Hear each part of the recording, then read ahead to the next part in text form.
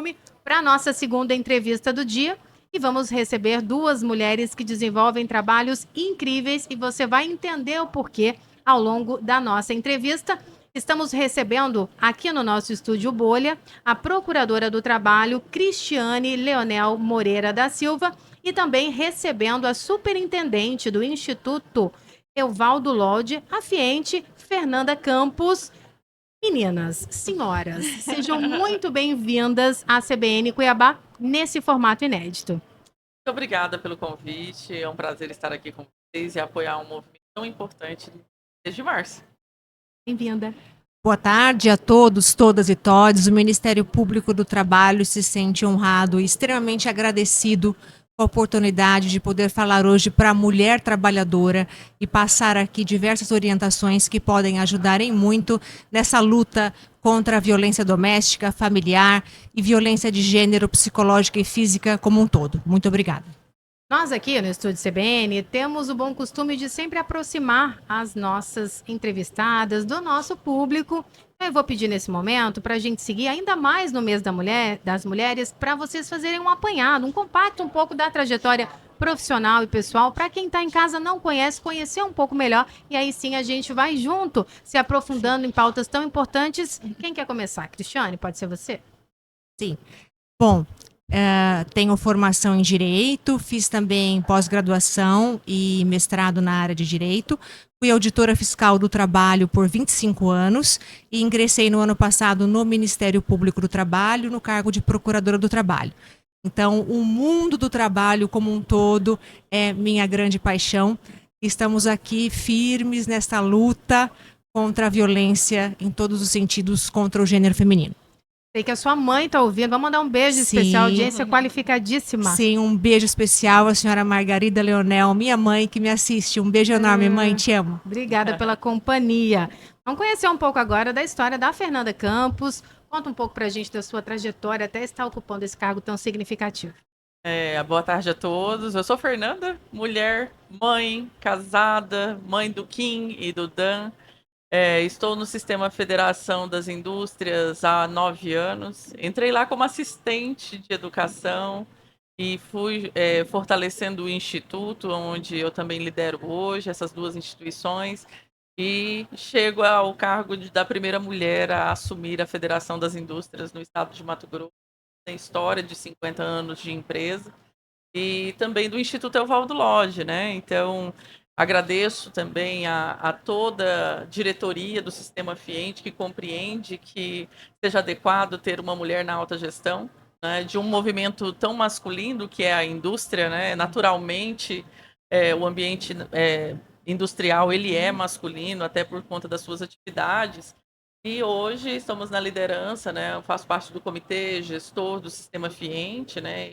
Atuo como superintendente das duas entidades, a Federação das Indústrias do Estado de Mato Grosso e o Instituto Evaldo Lodge, que compõe o sistema indústria aqui.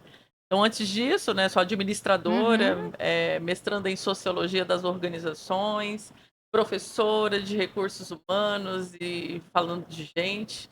Então, saber dos desafios que as mulheres têm em relação às suas posições de trabalho, isso faz parte também dos meus... Né? E hoje eu lidero uma equipe que 56% das lideranças são femininas no Sistema Fiente. Então, Parabéns. É um orgulho para nós e é um orgulho também estar aqui para representar todas essas mulheres que estão hoje no Sistema Fiente, que compõem essa nossa missão de transformar vidas no estado de Mato Grosso.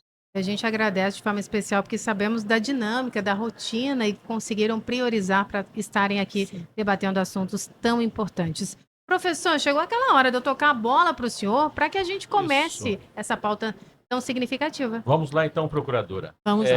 Para conseguir sair desse ciclo da violência, a vítima tem vários desafios a serem superados. Uma questão que sempre pesa é a financeira, já que várias vítimas possuem dependência econômica. De que forma o Ministério Público do Trabalho pode atuar para impulsionar as oportunidades de emprego a estas mulheres em situação vulnerável de violência?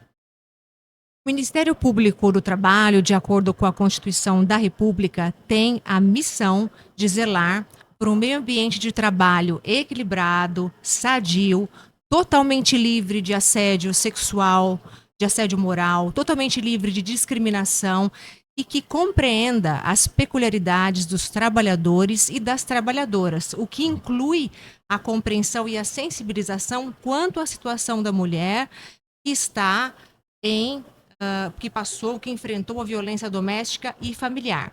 Nesse sentido, em primeiro lugar, o Ministério Público do Trabalho visa a sensibilizar o empregador com relação a essa situação e a fomentar medidas que podem ser adotadas, como, por exemplo, a mudança da mulher de estabelecimento, retirando-a do local dos fatos para um outro estabelecimento, para que a situação fique um pouco mais tranquila para ela em termos de trabalho, colocando jornadas de trabalho flexíveis, teletrabalho, trabalho remoto, licenças remuneradas.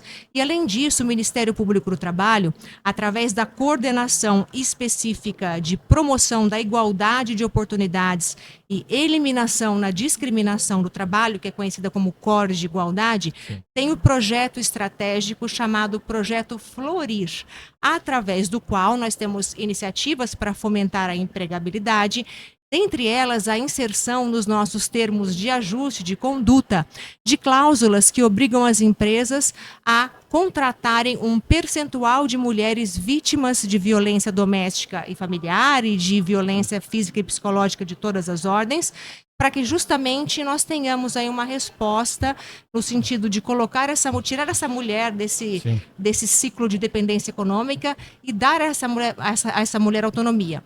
No caso, essas cláusulas são inseridas. O que é o termo de ajuste de conduta? Quando as empresas têm irregularidades trabalhistas, o Ministério Público do Trabalho lista essas irregularidades e as empresas podem assinar esses termos comprometendo-se a regularizar a sua conduta sob pena de multa, e também existem as obrigações de indenizar, são os danos morais coletivos que revertem para iniciativas e projetos sociais, e nós podemos substituir essas indenizações em dinheiro pelas obrigações de contratar esse percentual de mulheres.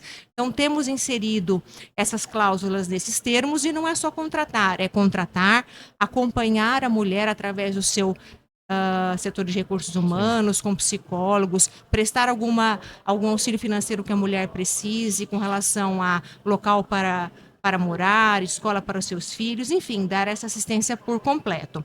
E, na verdade, inclusive, nós comentamos já com o Ministério Público do Estado para fomentarmos parcerias, no sentido de que eles nos passem as informações sobre essas mulheres para que a gente possa fazer essa inserção através dos termos de ajustamento de conduta. E hoje é interessante que a própria legislação também prevê algumas medidas nesse sentido. Por exemplo, a Lei 14.457 de 2022, ela criou o selo Emprega Mais Mulheres para as empresas que justamente dão um efetivo apoio para a mulher vítima de violência e também empregam as mulheres nessa situação, assim como nós temos também a lei de licitações atual, que quando existe a contratação de serviços de mão de obra de dedicação exclusiva, também impõe um percentual de contratação mínimo dessas mulheres que venham da situação de violência doméstica e familiar. Então, o Ministério Público do Trabalho prima por uma compreensão ampla do tema. A mulher passa pela situação de violência, mas ela traz isso em todas as suas relações sociais, e a relação de trabalho é uma delas. Então, tudo aquilo que ela passou vai refletir no seu comportamento no dia a dia do trabalho, com seus colegas, com seus superiores, com seus empregadores. Então, nós temos que compreender esse problema de uma maneira mais ampla e dar apoio em várias vertentes. Doutora Cristiane, a Lei Maria da Penha, ela prevê alguma coisa nesse campo do trabalho? Ela tem alguns reflexos trabalhistas. Por exemplo, nós podemos mencionar as servidoras públicas, que têm direito à prioridade de remoção quando são vítimas de violência doméstica e familiar, e também no caso das trabalhadoras da iniciativa privada, pode ser pedido que o juiz defira o seu afastamento do emprego com manutenção do vínculo por até 6 meses. Sim. Ainda em relação a esse ambiente de trabalho, uma outra questão importante que falado, né? Também é uma forma de violência, a questão do assédio sexual e assédio moral. Como Professor são João essas Edson, condutas? eu vou pedir para segurar a pergunta, a gente retoma daqui a O pouco repórter em CBN vai respeito tomar a gente? ao repórter CBN, que nos acompanha ainda um dia sintonia chegando, mas enfim, fique com as principais notícias do dia, daqui a pouco a gente volta com o nosso estúdio CBN em Cuiabá. De volta. Ainda não ajustamos o relógio em 15 horas 4 minutos. Seguimos juntos nesta quarta-feira, 6 de março de 2024, dia de estreia aqui na CBN Cuiabá. Como assim? Ligou o rádio agora? Estamos ao vivo com o nosso estúdio CBN Cuiabá. Simplesmente um estúdio bolha posicionado estrategicamente no Pantanal Shopping, uma parceria com o Ministério Público do Estado de Mato Grosso. E olha só, estamos todos juntos por elas. E por favor, marque a gente, marque o Ministério Público e use aí a hashtag para a gente fortalecer ainda mais. Esse sim é o faleiro que me interessa, é o faleiro que me representa. E nessa bancada e nesse microfone vermelho só vai falar gente gabaritada nesse assunto, competente. E a gente segue em dia de estreia, conversando com a Procuradora do Trabalho, Cristiane Leonel Moreira da Silva, e também com a Superintendente da FIENTE, Fernanda Campos. Antes do repórter CBN, professor fez uma pergunta e o relógio é assim, professor, ele joga contra em dia de estreia. Vamos voltar para a nossa pauta principal. O tempo está voando, hein? Vamos embora. Eu estava falando sobre a questão do ambiente de trabalho, a questão do assédio sexual e do assédio moral, né? Quais as condutas que caracterizam isso?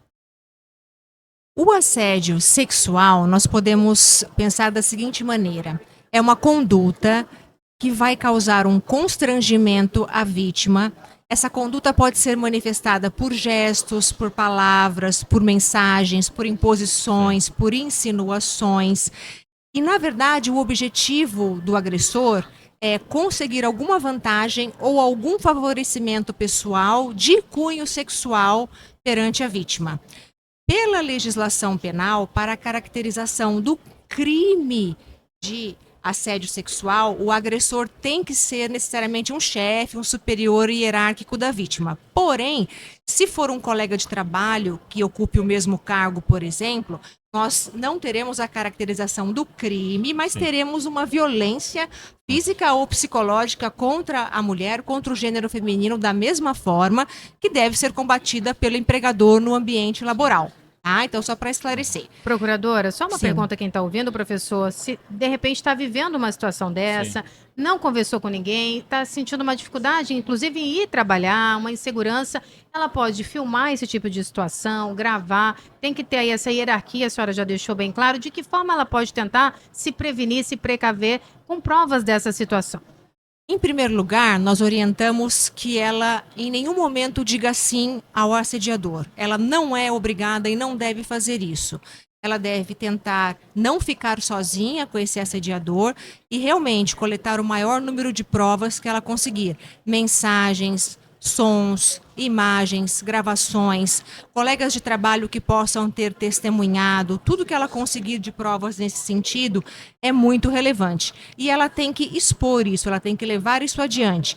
As empresas maiores geralmente têm canais de comunicação nos quais as mulheres conseguem registrar essas denúncias, elas são apuradas e muitas vezes as empresas tomam uma postura para solucionar esse problema no ambiente de trabalho.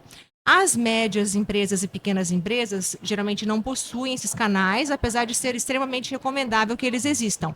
Então, a vítima pode buscar alguém dentro da empresa, os próprios empregadores, seus prepostos ou seus superiores hierárquicos, ou então buscar os órgãos públicos, e o Ministério Público do Trabalho aceita denúncias também nesse sentido, porque nós não vamos atuar na parte criminal do assédio sexual, mas nós vamos verificar a violência em si no ambiente de trabalho, que é algo que afronta a dignidade da trabalhadora.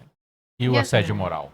Importante também, na sequência da resposta, falar das consequências, né, professor, no âmbito trabalhista também, porque é importante reforçar aqui nesse espaço. Sim.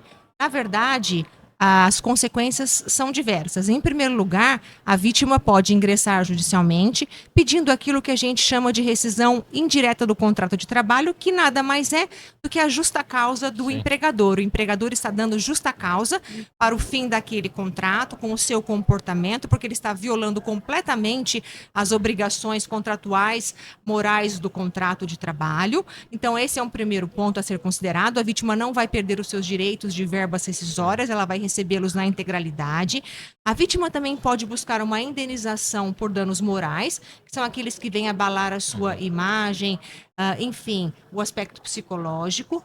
Também pode buscar na Justiça do Trabalho uma indenização por danos materiais. Por quê? Porque ela pode ter passado por atendimento médico, psicológico, utilizado remédios, tudo isso gera gastos e ela pode buscar esse ressarcimento.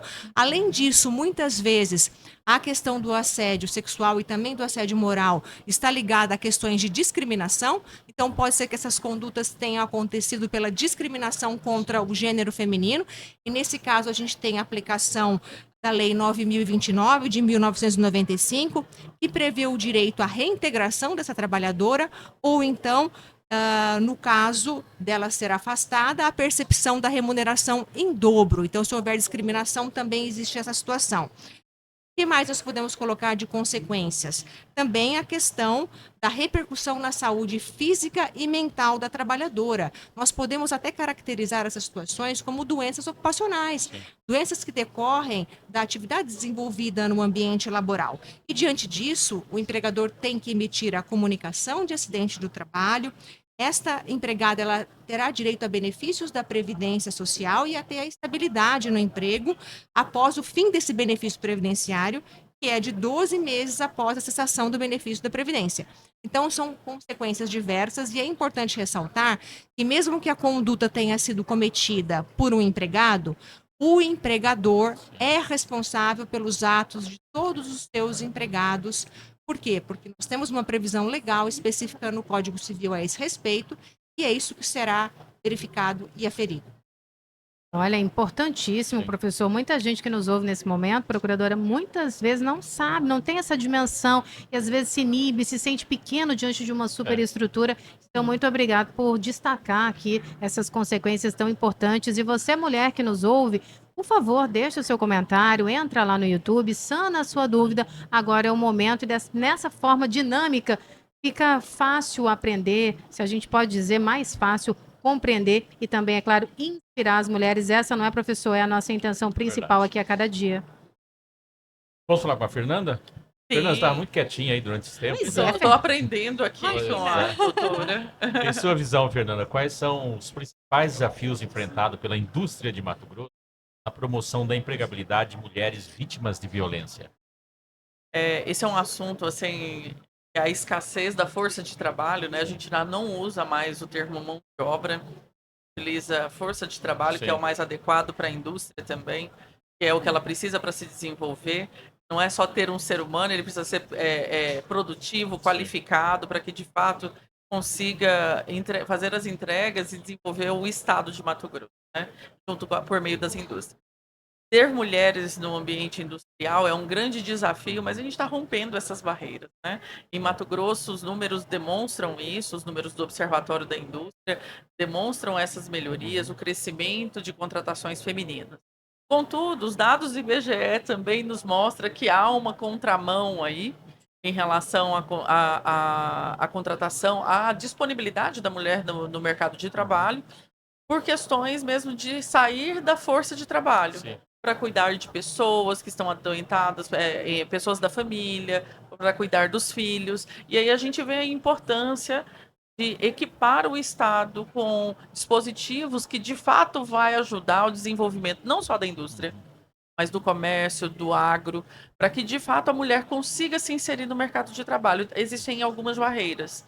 As indústrias, elas têm trabalhado para que essas barreiras sejam minimizadas, mas tem alguns papéis que são realmente do Estado. O que eu estou dizendo? Por exemplo, se a mulher não vai para o mercado de trabalho porque ela está cuidando dos filhos, o que está faltando? Creches próximas ao trabalho, próximas a uma indústria, para que de fato ela tenha essa mobilidade para deixar os filhos trabalhar, voltar a pegar os filhos e realmente acontecer. Vou te contar um caso interessante disso. Uma das nossas missões é ajudar as indústrias a ter boas práticas de recursos humanos para reter talentos na empresa. É uma missão do Sistema Fiente.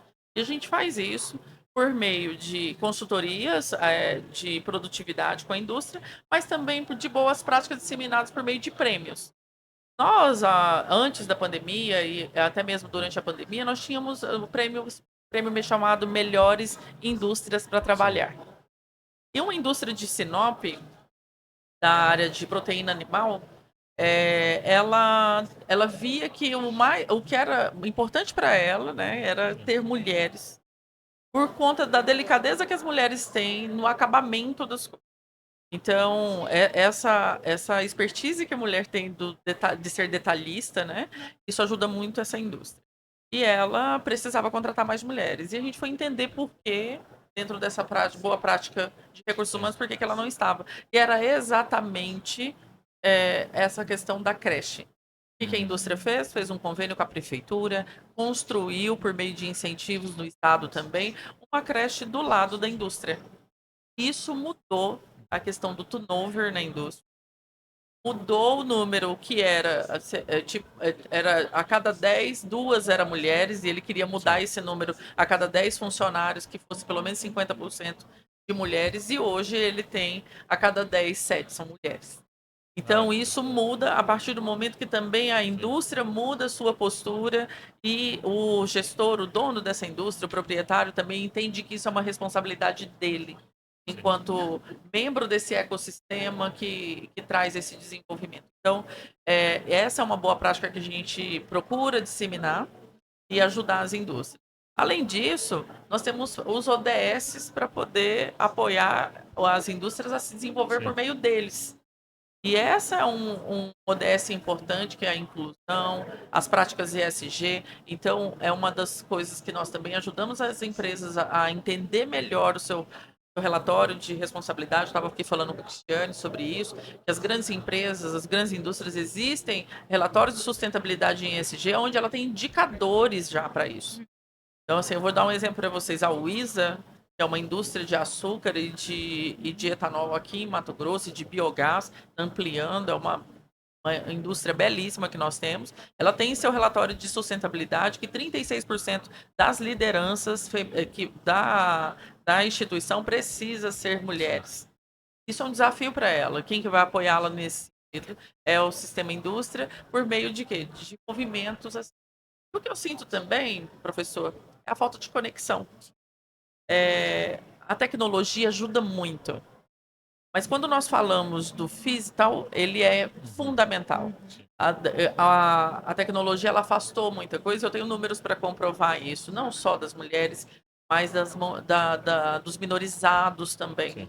Então, assim, as pessoas com baixa escolaridade têm dificuldade de se conectar com as empresas, porque seus processos de recursos humanos estão digitalizados. E elas não têm essa destreza. Elas têm destreza para utilizar o WhatsApp, mandar um áudio, conexão rápida, dinâmica, que é o que o mercado de trabalho precisa. E às vezes uma empresa, seja ela indústria, comércio, serviço, ela tem um belo questionário de recrutamento, de seleção, de umas 80 páginas, de umas 80 questões que a pessoa às vezes não vai responder. E isso afasta. Então, comprovado isso, nós já vimos que o formato de você trabalhar com pessoas com baixa escolaridade no physical, ou seja, sim, você traz ela para um ambiente tecnológico e apoia ela. E isso vale para as mulheres também. Então, assim, as mulheres, às vezes não vai responder, vai te mandar um áudio para falar o que ela quer, dependendo da sua escolaridade, mas ela não vai escrever. Ou ela não vai responder um questionário grande. Então, nós precisamos criar novas formas de conexão com esse público, tanto das mulheres, quanto dos minorizados, quanto os de baixa escolaridade, para que, de fato, faça a inclusão. Então, existem ferramentas para isso, mas precisa também que uma iniciativa. As empresas de Mato Grosso têm essa iniciativa em grande parte delas, né? E elas vão precisar ter mesmo, porque nós temos a terceira menor taxa de desocupação do país. Fernanda, e ouvindo você falar, outra questão que chama a atenção é a questão do papel das indústrias nesse empoderamento econômico. E você, com a sua expertise, com essa tratativa diária, como é que você vê esse papel? Ou se tem algum segmento se destacando mais que outro? Fala um pouco para a gente sobre a importância desse empoderamento econômico do trabalho realizado pelas indústrias. Isso é muito importante, porque hoje a indústria de Mato Grosso ela deve estar com um déficit de cerca de 100 mil vagas. Então, só a Rumo Logística hoje ela precisa de 4 mil pessoas para trabalhar. A Andrade Gutierrez, que é uma bela construtora que está apoiando nesse desenvolvimento da ferrovia, ela tem programas específicos que são para mulheres. Mas o que falta é essa conexão. Esse empoderamento é a mulher entender que ela pode. E ela tem um apoio da empresa. Então, como que a empresa pode colocar esses apoios?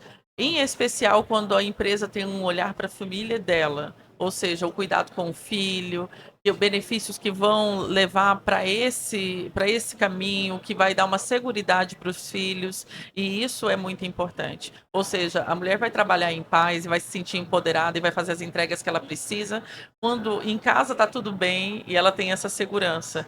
Não falo de segurança de estabilidade, não estou dizendo isso. Eu estou falando porque as mulheres gostam de desafios, né?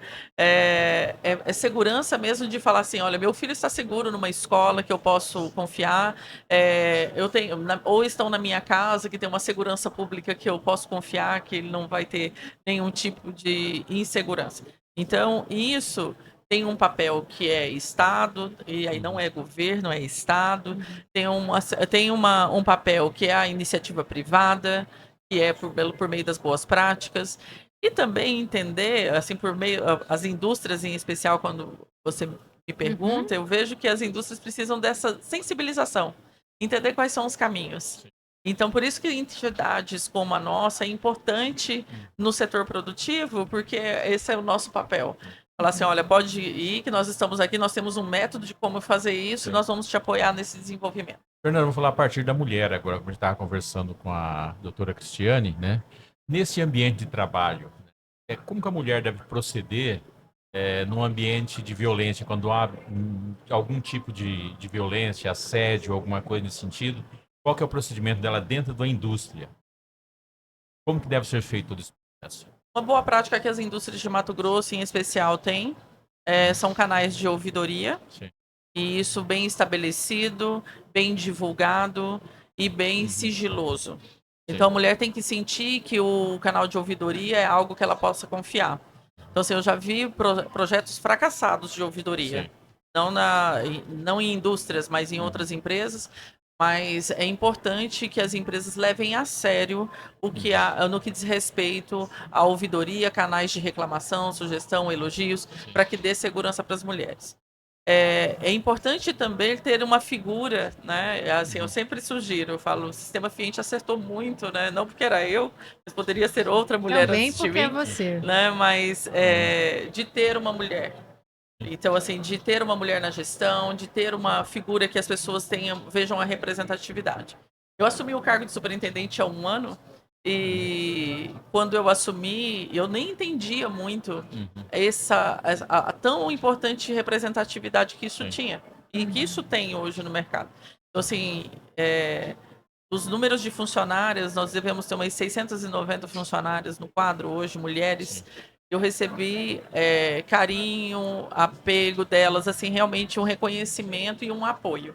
E quando se trata de alguns assuntos sensíveis e que elas precisam tratar, elas vêm a mim e não nos outros gestores, não em detrimento que eles não entenderiam, não é isso. Eu até falo isso nos momentos, todo mundo fala assim, olha, Fernando, você tem um presidente Silvio Rangel, tem o diretor Carlos Braghini do seu lado e o Alexandre Serafim, que é superintendente do SESI, e nesse ambiente desse comitê gestor você tem voz, né? Eu falo assim, primeiro, eu sou a primeira a falar. Né? E normalmente eles dão esse espaço. Então, criar esse ambiente de confiança. A mulher precisa desse ambiente. É só aqui um adendo, é claro, o canal de denúncias ele é muito relevante, mas além disso é preciso que a mulher seja encarada de uma outra forma no meio ambiente de trabalho, e para isso capacitação e treinamento constante de toda a força de trabalho em todos os níveis, não só as funções mais subalternas, mas também as funções gerenciais, todos dentro da empresa, todos e todas fazendo parte dessa capacitação. Isso é muito relevante. Isso por exemplo, isso faz parte da cultura do sistema Fiente hoje. Nós temos uma cultura que tem realmente a valorização da mulher dentro dos seus valores, faz parte dos nossos valores também. Então, isso é o que a doutora disse, é fundamental ter treinamentos, sensibilizações da importância do papel da mulher dentro da empresa. O tempo hoje, dia de estreia, está sendo nosso inimigo, né? Ele quase sempre, né? Na estreia ele capricha, mas eu acho que para finalizar, e uma fala das duas, falar da importância desse benefício de um ambiente de trabalho seguro, com mulheres que têm acesso à informação, que se sentem seguras e confortáveis. Fala um pouco nesse sentido também para a gente fechar, falando de benefícios quando se tem um ambiente propício. Benefícios como essa segurança que as empresas podem dar, que eu digo, para que as mulheres vão trabalhar. Hoje nós temos um número gigantesco de mulheres que estão fora do mercado de trabalho e que poderiam estar colaborando para o desenvolvimento dela, da empresa, do estado, do município. Então, assim, pessoas que a gente nem acredita que está fazendo. Não pode uma potência como essa estar fora do mercado de trabalho e ela está fora. Talvez por uma decisão, mas por uma situação também que ela esteja vivendo. Então, a empresa compreender, fazer um estudo de impacto, o quanto que isso vai ajudar a transformar a empresa dela e também o quanto que isso traz de benefício para a pessoa, isso é muito importante. Tem mulheres que estavam em situação produtiva gigantesca e que precisaram sair para cuidar de uma pessoa que está doente, que precisa mesmo, mas que fizeram algumas renúncias para poder não estar no mercado de trabalho. E às vezes isso dói para caramba, né? Então, o IEL tem um papel muito importante nisso. Quando nós fazemos as nossas feiras de emprego, nós temos esse acolhimento de falar assim, mulher, você pode, né? Então vamos procurar uma empresa amiga aqui da mulher que pode voltar ao mercado de trabalho. Então, assim, nós temos cases de mulheres de mais de 50 anos que achava que ela não precisava mais trabalhar, que não podia mais trabalhar, que ela não seria bem aceita nas empresas. E hoje já está gerenciando uma revenda de pescado que está super dando certo, então assim, que realmente revigorou a vida dela. E isso por quê? Porque as empresas entendem a importância. E entender a importância, às vezes, é um gesto pequeno. E falar assim, olha, não, ao invés dela vir de ônibus, ela vai vir de Uber para poder ser mais rápido e ela conseguir deixar o filho na escola, deixar numa rede de apoio. Então, tem toda uma compreensão também da gestão. Para isso, as capacitações são excelentes, porque isso é uma flexibilidade que o empregador pode dar. Ele pode, dentro das suas possibilidades da empresa, ele pode. Então, assim, basta querer promover um ambiente para que a mulher se insira ou se reinsira no mercado de trabalho que é favorável. Tem um número interessante que nós buscamos sobre o agro aqui, que nós sofremos muito com a falta de mão de obra, né, com a falta de força de trabalho. Nós temos uma máquina específica aqui no estado, que é um tipo de colheitadeira, e que tem 36 profissionais no estado. Apenas 3 são mulheres. E que poderiam, assim, crescer esse número por meio de programas de incentivo e inserção de mulheres no mercado de trabalho. Então, isso são iniciativas que precisamos nos unir. O Ministério Público do Trabalho, já falei aqui com a doutora, que nós podemos fazer com que as indústrias sejam parceiras, né? Nós podemos abrir essas portas e fazer essa consideração.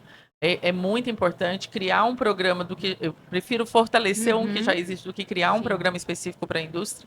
E, de fato, ter esse acolhimento. Agora, a mulher tem que entender, ela pode. E é por isso que estamos todos aqui juntos por elas. E a gente agradece imensamente a presença de vocês, compartilhando conhecimento dessa forma simples, dinâmica, tocando as mulheres. Dia de estreia, o relógio acelera, mas que possamos nos reencontrar aqui nesse formato. Parabéns, são mulheres inspiradoras e que a gente possa colocar ao longo desses dias aqui mais vezes assuntos importantes. Parabéns mais uma vez a mulheres. A gente rema dobrado. Eu e a Júlia, a gente fala isso, mas a gente rema no mar agitado, que ele seja tranquilo, né? Sim, verdade. Só arrematando a questão dos benefícios que você perguntou e trazendo para o contexto da violência doméstica e familiar, o benefício de trazer dignidade a essa mulher, de reinseri-la na cadeia econômica, de tirá-la desse ciclo da violência. Perfeito, doutora. Muito obrigada mais uma vez. Levem o nosso carinho e respeito à equipe de vocês. Obrigada pela disponibilidade e com certeza é um primeiro faleiro de muitos e a gente volta a se reencontrar, viu? Muito obrigada. Obrigada. Parabéns pelo trabalho. Obrigada.